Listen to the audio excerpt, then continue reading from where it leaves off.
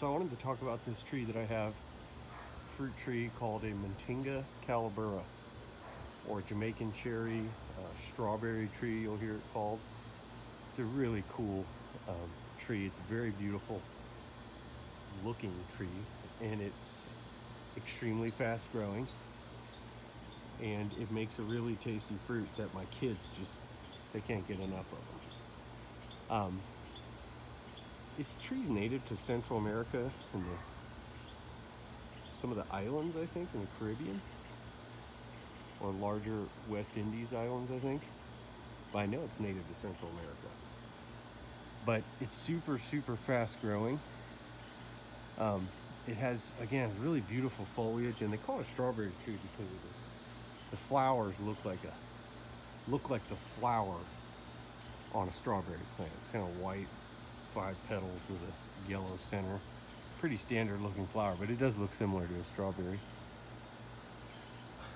I apologize for the bad angle, but the thing's really tall now, and I got a forest of stuff back here.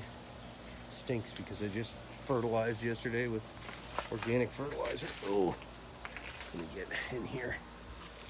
So, take a look at the tree, go up in the tree here. You can see what the foliage looks like. Mine's kind of hard to film. I'll step back in a few minutes, but this is what the foliage looks like. It grows in like these long drooping branches. It just has a really cool look to it. You know, and I said the tree grows super fast. This was a 3-gallon tree last year when I planted it. I planted it like last May. And it was, the base of it was this big around, you know, finger diameter or less. And it was probably 3 feet tall. Like this right here, this bend was the top of the tree. Was like the very top of it was like right here. Now you can see the size of the trunk. It's probably 3 inches down here at the base. But, you know, and it has this, the branches kind of come off in these long arching branches, and then each one of the branches forms a sublateral that's kind of the same. My tree has a strong central leader, and I'll step back and we'll look at it again in a minute. But you can see if you look up in the tree how many berries there are. Fruit is like a little red berry. Oh, here's one. The birds really like this. And let's see if this one's right. Yep, came right off. Here's the fruit. That's about an average size one. Sometimes they're a little bigger, sometimes a little bit smaller. But the fruit, this one feels pretty ripe. When they fall off on the ground, like when they get big, you'll see them. They'll just be all over the ground. Mine, we come out here and pick them pretty often, but I got a lot of fruit. They're gonna start ripening here in the end of the month, I'm sure. But the fruit, you know, there's a stem is attached on this end, and then, or I'm sorry, on this end right here. And you can see the little seeds. It has these little teeny tiny seeds. You can see if we can see, those are the seeds in there. And the flavor, what I do is I just kind of squirt them into my mouth like that. My kid showed me that. And then you have this empty skin. The flavor really does taste like cotton candy. It's sort of like there's nothing really that I've ever had that's quite like it. Let's see if I can find another berry. Now I want another one. The thing was delicious. Oh, here we go. This one maybe a little less ripe. Let's see if there's any on the ground. Oh yeah, but they got fertilizer all over them. Yeah, I'm good on that. Oh, here's one. Oh, here we go. Oh yeah, this one's good and ripe. But you can see what the berries look like. It's sort of like, it just tastes like cotton candy to me. Like maybe slightly less sweet than cotton candy, but it's sweet. And it has like I've heard people say, like they taste like Captain Crunch cereal, which is actually kind of accurate too. But it is a tropical, so I think we had temperatures like 30 degrees, 31 degrees back here over the winter last year, or I should say this year in the winter, January. And it had no problem at all. But I took a sheet and I put it over the top of it, and I wrapped the trunk with like a towel.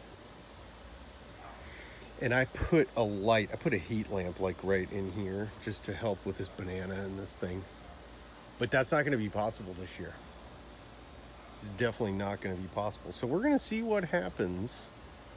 But I've seen a lot of stuff that they're hardy to like 28 degrees. So if it gets cold, what I'll probably do is I'll wrap the trunk up as high as I can. Like I might take this branch off anyway, wrap the trunk up as high as I can and insulate it, at least the first 5 or 6 feet of it. And then if it freezes back, and at least I can have a big nice section of trunk to cut back to if it does freeze. But I don't know, we'll see what happens. But it grows so dang fast, it doesn't hardly matter. I mean, you're gonna get a lot of fruit off of it in 1 year anyway. Let's see if I can back up so you can see more what the tree looks like. You can see mine has like this one big leaf that comes up.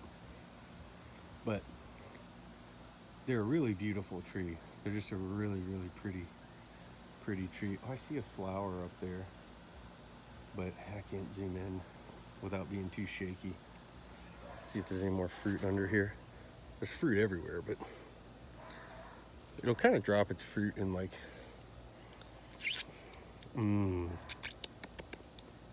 there's not a lot to them, but there's a lot of them. And the kids they love them. They really, really love them. My 4-year-old daughter just loves her cotton candy berries. But you can see what the foliage looks like. It's kind of a little bit fuzzy.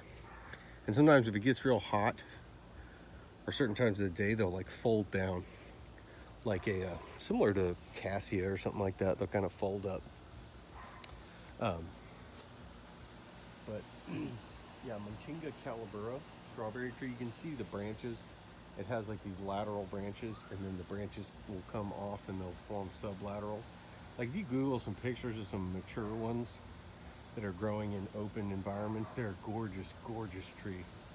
They're a really pretty tree. And particularly if you live in any area where you want, like, this would just be the perfect tree to me to like plant next to a kid's playground. You know what I mean? Because it makes these really tasty little berries, and it makes beautiful shade, and it grows fast, and kids could beat the heck out of it, and it wouldn't mind. But they grow in their native habitat. They're kind of like a weedy tree, you know, whatever that means, but which means it grows super fast and it's tolerant of crappy conditions. But I don't think you're gonna get the kind of growth like I've gotten here without some TLC. You know, mine gets irrigated when it's dry, and it gets fertilized, and it has some nice mulch. But one thing that was interesting is when I planted it last summer, it really didn't do anything all summer. Pretty much 100% of this growth is since, probably 90% of the growth that you see from 3 feet tall to now has occurred since March, and it's September now, or almost September.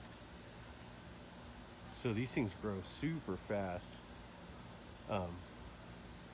But I love them. I think they're a great tree. We'll see how it holds up in the cold, but I got a feeling I think it'll, even if it gets whacked back, that it'll pull through.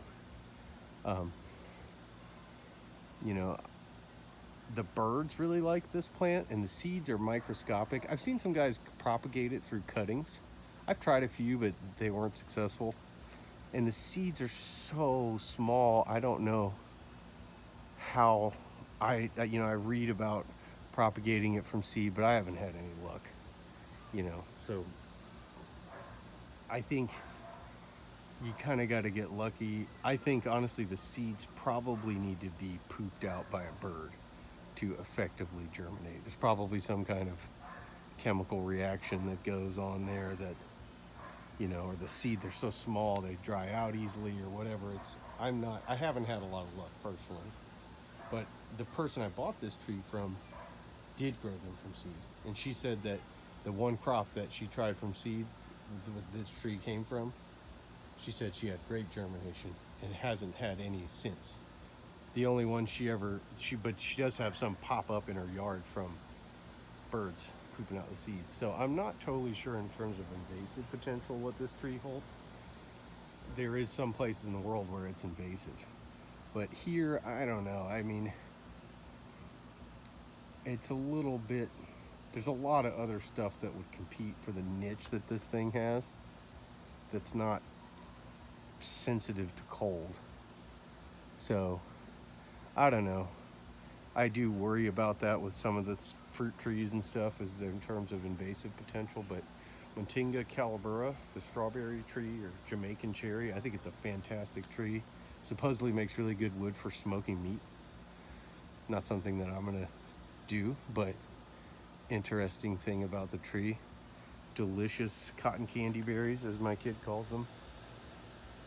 And if you live in Central Florida, or even, you could grow this tree in a container successfully, but it grows fast.